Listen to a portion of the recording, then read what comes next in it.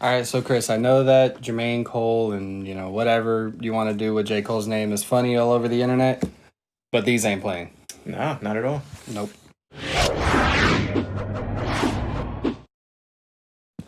Hey everyone, and welcome to SneakerWeb, and today we have a very special performance review. It's a performance review on the Puma RS Dreamer, J. Cole's first signature shoe, and man, are these some bad boys, Chris.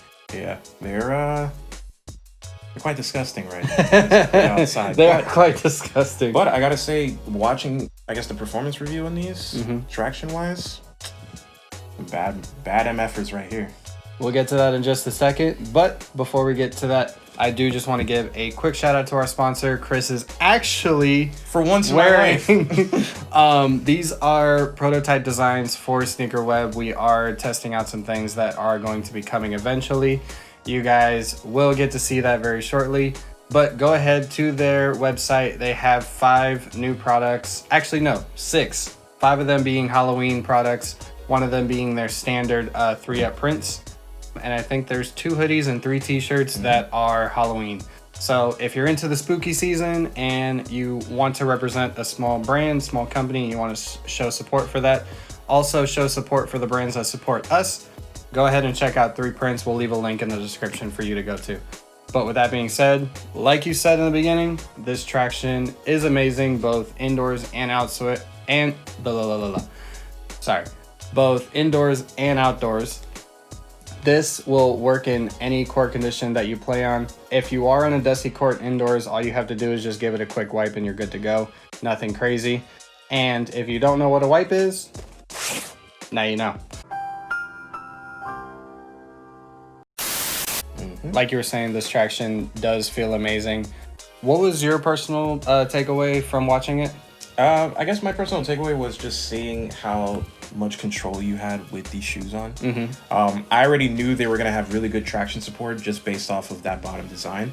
But I would say... Really? I was questioning the design. Not me, not at all, actually. I was questioning this. Because you by feeling it, I already knew, like, my hand is like literally just...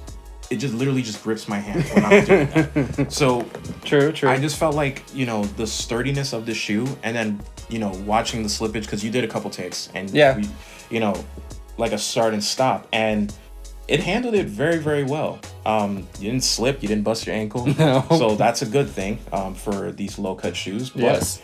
I'm very impressed. Now, I will say, though, that I wouldn't dedicate this as your main outdoor shoe. No. I would put it in your rotation. Just wear it however so often you can with your other shoe, because especially on the high wear area, Chris, there is some fraying already starting.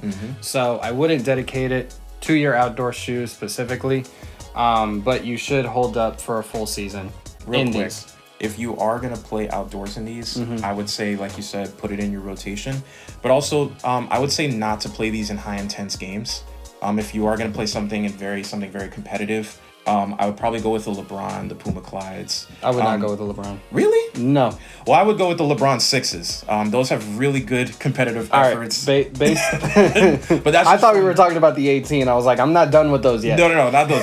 But I'm just saying, from personal experience, if you are going to play competitive, I would go with those per se. These, I would just say, if you're a casual baller, if you're just playing shoot around, then I would say you can wear these. And you can wear them more than once. But again, I do agree that you should wear these in your rotation. Now, also another reason why you shouldn't play outdoors in these is the cushion. Unfortunately, just for some reason, so it is Pro Foam that they're using, but it's in the RSX design. Now, this is a firm cushion. You are going to get a lot of court feel, but you're not going to get the impact protection or the rebound that something like Boost or Zoom has, or even Max Air has, that Nike or Adidas has. So that's the next thing for Puma, is to start really developing their tech and really finding something that really works. You've had some really good bangers in the hardwood, the the Disrupt? I always forget. The Disrupt. And the Legacy. So you have some good ones, and this including it. So now is just time to really put that money back into the technology and see what you can really improve upon. So the cushion, at least in my opinion, Chris, this is not a all-day shoe just based off the cushion. You know, after like hour 3, your knees are just gonna kill you. I stand behind it. I guarantee it. I would say, for me personally, if you're the casual baller, then I would see these working out for you. If you're not somebody that plays, I wouldn't recommend these for any high intense games. Indoor courts, or even high intense sessions, like I said, like after the 3-hour mark, you're probably gonna want to take these off. Yeah, but I want to say, like, in indoor courts, you have a chance of lasting a little longer in these. Yes. Only because the terrain's different. You're not having to slide around and put that extra effort to try to keep yourself grounded while you're hooping. But especially like genuine hardwood. Yeah. Because when you have a genuine hardwood platform to play on, there's actually a little give to the floor. Yeah. When you're playing on concrete indoors, there's no give for that. Yeah, if you're looking at concrete indoors, or you're looking at anything other than just strictly hardwood, then I probably wouldn't play long term in these. Yeah. But I would say if you're a casual baller like myself, I would basically, I don't know, I would probably wear these for like 2 hours max. But I would bring an extra pair of shoes with me. Yes, for sure. Well, if I'm gonna continue to play afterwards. Now, moving on up to the fit section of the shoe. These do fit true to size. Wide footers, this actually might be a good shoe for you, because even when you saw me lacing these up, you could actually see it buckle a little bit. So there is a little toe volume there. So you are going to have your toes able to splay out, but not too much to where you feel like you're shifting over the footbed.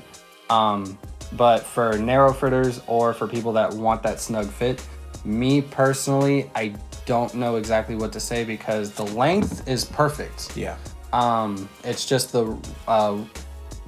width of the shoe that I'm concerned about for you guys. So I don't want to say go down half a size, but in this pandemic, it's just going to be hard for you to try on things, and especially for these, because these are flying off the shelves.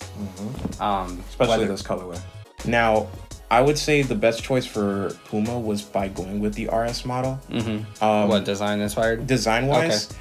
I only say that because as far as like a hooping shoe, and I think that was the best move for them. Only because, like you said, the toe space is very important. Me, who has a wider foot going down the end, this shoe, I can see myself, you know, for like a little bit, you know, wearing the shoe casually. I could probably wear this thing all day. But if I'm hooping, I would say probably 2-3 hours max in this. But I've had RS models before of other shoes, and that familiarity with the softness of the inside just works for me. Yeah. But I agree. I would say if you're more, I guess if you're more wider footed, I would personally say go. Are we making that a word today? Footed, wider footed, wider footed, whatever. You know, English strong suit, whatever.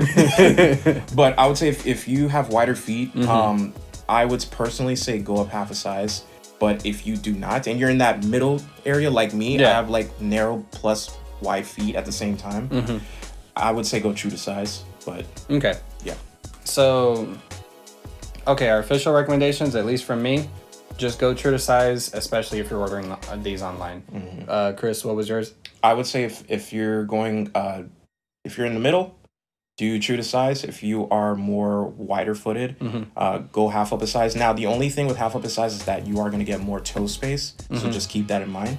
But other than that, that's about it. All right. And getting into the support of this shoe, it is a low top, like Chris mentioned, but you do actually sit within the midsole. So I want to say to about where the Puma logo stops, that you actually sit a little under that. So you do sit within that, so you don't feel like you're sitting on top of a platform, you're sitting within the shoe. So it's caging you a little more. I can see that. Yep. And then you have the overlays on the forefoot to help contain you on your step back movements or your crossovers and things like that. And actually just going, also you have a internal heel counter to help keep your heel on the footbed as well, and a traditional lacing system to cage that midfoot. No issues there. Like I said, if you just want to feel more secure, just go down half a size for the narrow foot. Now, getting into the materials, Chris, we do have a mixture of textiles and genuine suede material. So most of the build is just built on synthetic textiles. But like I said, in the forefoot and in the eye stay area, And on the medial side right here, you have genuine suede material for a nice premium touch, and they do its job by, like I said, containing your forefoot. There's no pinching or binding, no hot spots, especially when you lace these up tight. Overall, just a great shoe that was built. And also, fun fact, it was designed by Jeremy Sale, who is the head designer over at Puma. Amazing dude. I actually talked to him personally about the shoe, and he's really cool. Yeah. But yes, just overall great job from these shoes. Again, if you haven't picked these up already, I definitely recommend these for 2020. Agreed. All right. Any more you want to add? No. I mean, what's your final I guess rating on these out of 10? Out of 10? Yeah. I'd give these a solid 8.5. Okay. They were almost there.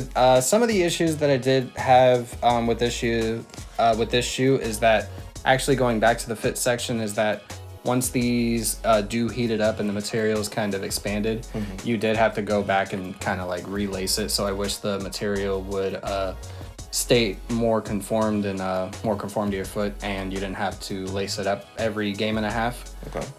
That was one of my biggest issues.